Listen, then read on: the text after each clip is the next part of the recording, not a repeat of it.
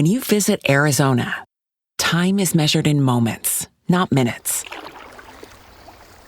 Like the moment your work stress disappears as you kayak through the canyons. Or the moment you discover the life-changing effects of prickly pear chocolate. But nothing beats the moment you see the Grand Canyon for the very first time. Visit a new state of mind. Learn more at hereyouareaz.com. Other shows we have for you to enjoy at myclassicradio.net. The Avengers was most certainly not a household name in South Africa prior to the radio series. With no national television service until 1976, the mechanism simply was not present in the country to show television programs to mass audiences. While many other countries reveled in the filmed adventures of John Steed and company, South Africa was not equipped to join in the fun. The series took Britain by storm and made a major impression in the American markets, being that greatest of rarities, a British series given a network transmission slot. However, as a filmed series, rather than a videotaped one, The Avengers was able to gain a modicum of exposure in South Africa through film rentals. Come and listen at myclassicradio.net.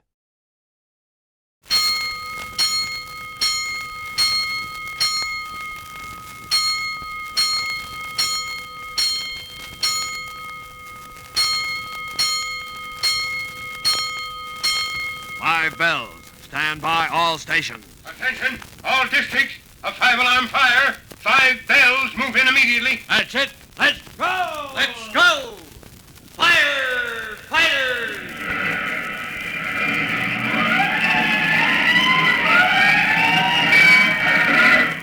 Presenting Firefighters, the true-to-life story of our unsung heroes who stand ready to ride by day or night against our most murderous enemy, the demon of fire. In just a moment, we'll join Chief Cody and Tim Collins at the scene of the truck fire, a fire they were called to on the evening after the near-disastrous film vault fire in the Central Newsreel building. This fire, you recall, began suddenly while Tim and Jimmy were making a behind-the-scenes tour of the newsreel company with the manager, John Gillette.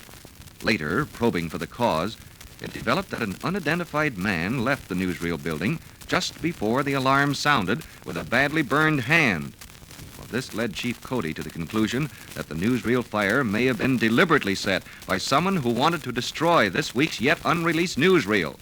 Well, we'll learn more about this theory right after this important message.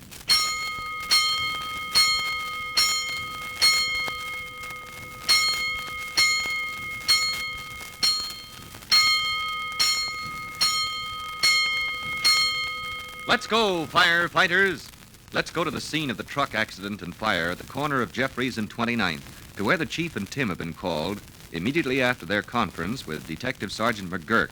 A conference at which the Chief told McGurk to be on the alert for the next criminal move on the part of a person or persons unknown who set the film vault fire, and who may, after learning that this week's newsreel was not destroyed, attempt to destroy the prints when they are distributed to the theaters around town. Well, right now, at the scene of the truck fire, the Chief has learned some very startling information, just as Tim, who has been inspecting the ruins of the truck, calls out. Oh, Chief, come over here, will you? Yeah, Tim? Look, sir. A sign on this truck. You can still make it out. Central Newsreel. Good heavens. Yes, sir. Lieutenant Dinkins was just telling me how the accident happened. Yes? Yeah. A big car forced a truck into this pole. Uh-huh. Then stopped, and a man got out and threw a cylinder of flaming gasoline into the truck cab. Oh, good grief. What about the driver? Well, he got out. The truck and the contents, of course, went up in flames. Well, it looks like our person or persons unknown beat Sergeant McGurk to it. Yeah, they took care of those newsreel prints before they got to the theater. Yes, sir. Tim. Yes, Chief. There must be some overpowering reason why somebody wants these newsreels suppressed. Why they don't want anyone to see them. Well, they certainly don't stop at anything. No. Now, what is it? What could it be? Is there something in this particular newsreel? Something they don't want the public to see? Looks very much like it, Chief. By Ginger, we'll find out. The prints are destroyed in this truck fire, but Mr. Gillette ought to still have a master negative. What are you going to do, sir? I'm going to get a hold of Mr. Gillette. Take a look at that newsreel. Let's go. In a matter of seconds, Chief Cody and Tim are racing across town in the chief's big red car, sirens screaming, headed for what they hope is a break in the baffling fire crimes that surround the Central Newsreel Company.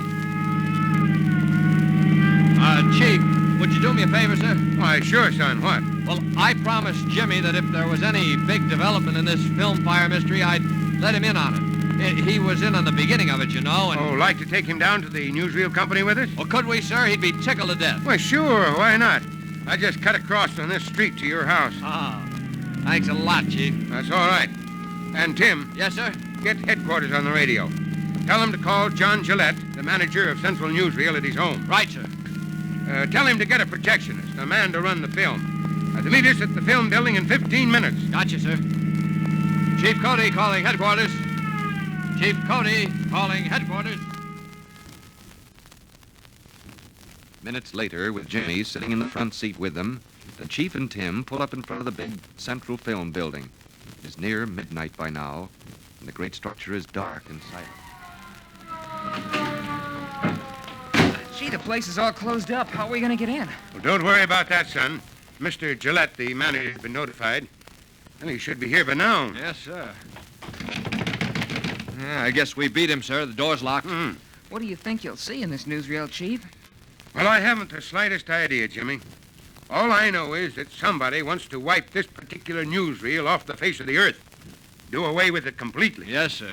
And are willing to resort to arson or murder to do it. And you think there may be some story in this newsreel, some picture that'll tell us why? Well, that's what we're banking on.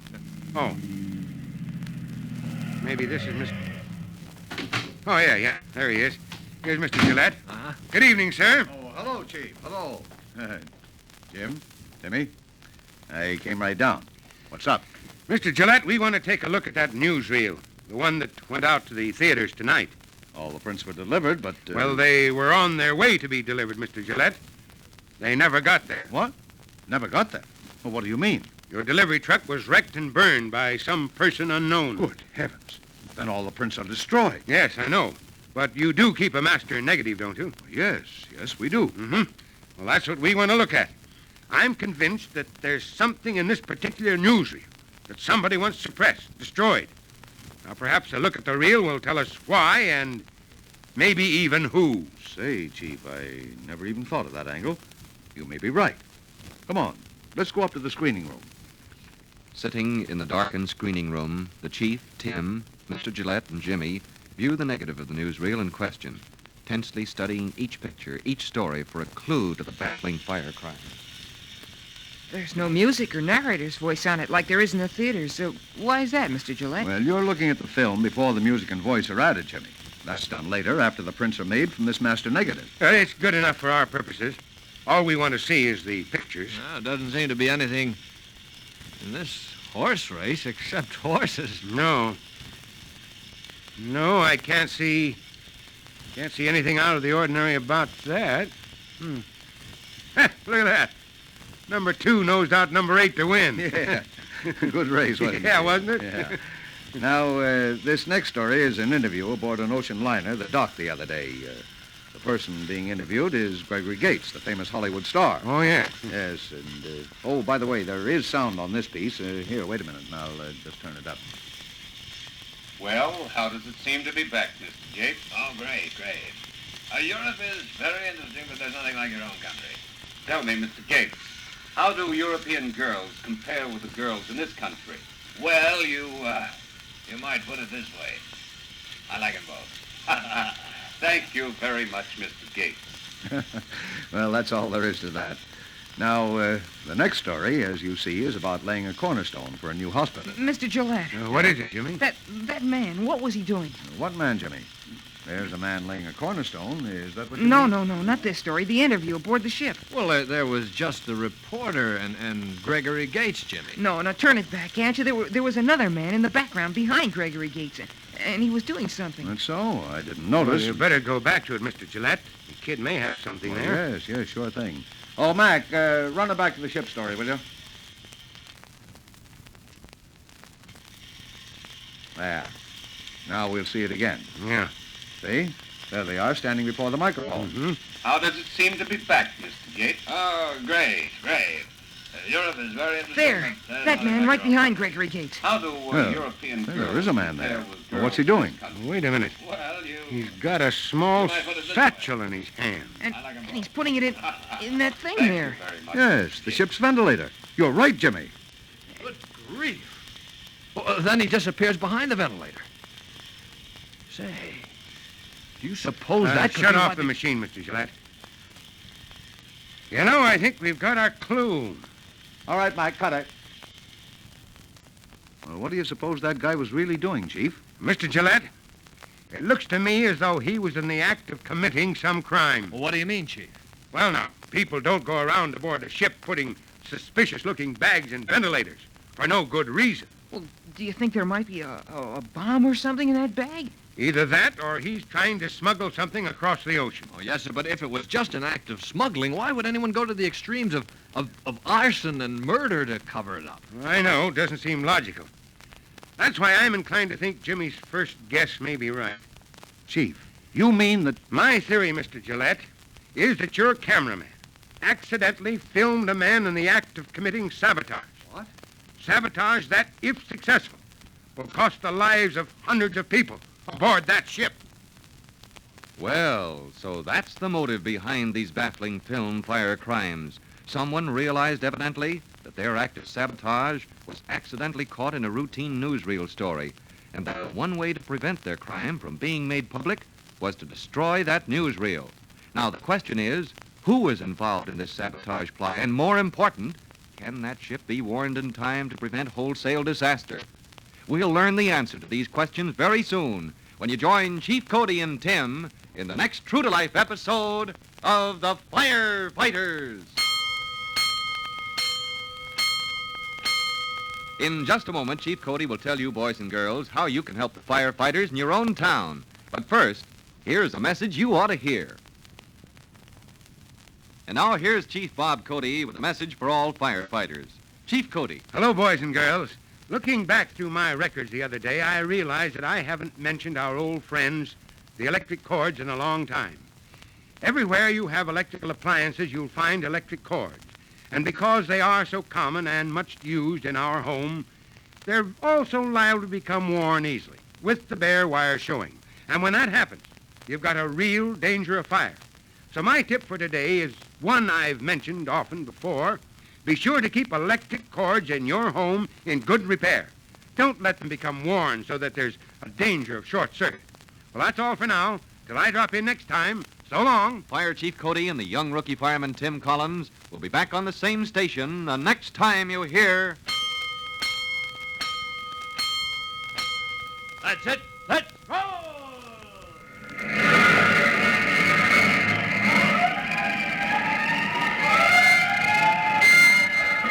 Let's go!